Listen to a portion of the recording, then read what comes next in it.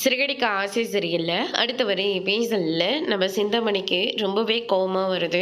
ஏற்கனவே அந்த மீனாவால நான் படாத அவமானம் கிடையாது. இப்ப அந்த அவங்க தம்பி கூடயே இப்படி சுத்திக்கிட்டு இருக்காளே, அதுவும் அந்த மீனை ஜெயிச்சதுக்காக இப்படி கேக் வெட்டிட்டு இருக்காளே அப்படின்னு சொல்லிட்டு நம்ம சிந்தாமணி வந்து ரொம்பவே கோவத்துல இருக்காங்க. அதுக்கடுத்து தான் ரேகா இருந்துட்டு என் அப்பாவை உங்களுக்கு தெரியும், ஆனா என் அம்மாவை உங்களுக்கு தெரியாதுல்ல அப்படின்ற மாதிரி சொல்லிடுறாங்க. சத்யா வந்து தடுக்க பார்க்குறாங்க. வேண்டாம், சொல்ல வேண்டாம் அப்படின்னு சொல்லிட்டு, இல்லை சத்யா, எப்படி இருந்தாலையும் இவங்க 2 பேரும் தான் நமக்கு ஹெல்ப் பண்ண முடியும். இவங்க 2 பேரால தான் நம்ம கல்யாணமே நடக்கும்.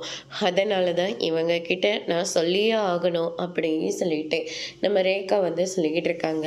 டேய் சத்யா, என்னடா ஆச்சு, என்னடா பிரச்சனை அப்படின்னு சொல்லிட்டு கேட்கவும், அதுக்கடுத்து தான் சிந்தாமணி தான் தன்னுடைய அம்மா அப்படின்னு சொல்லிட்டு ரேகா வந்து சொல்லிடுறாங்க.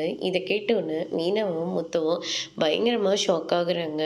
உண்மையவா சொல்கிறீங்க, நீங்கள் சிந்தாமணியோட பொண்ணா அப்படின்னு சொல்லிட்டு கேட்கவும், ஏற்கனவே சிந்தாமணியால் இங்கே பாருங்க கத்தி குத்தெல்லாம் வந்திருக்கு. இதெல்லாம் எங்கள் குடும்பத்துக்கு கொஞ்சம் கூட செட் ஆகாதுங்க.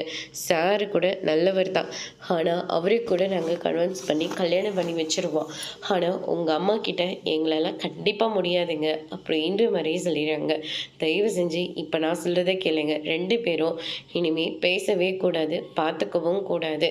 லவ் பண்ணுற அதே இதனெல்லாம் சுற்றிட்டு இருக்கக்கூடாது, வேணவே வேண்டாம் அப்படின்ற மாதிரி சொல்லிடுறாங்க. சிந்தாமணிக்கு நீ லவ் வேற பண்ணுறியா அப்படின்னு சொல்லிட்டு வண்டியில் போயிட்டுருக்கிற போது ஆக்சிடென்ட் பண்ணிட்டுறாங்க. அதோட பிரம முடிச்சிருக்காங்க.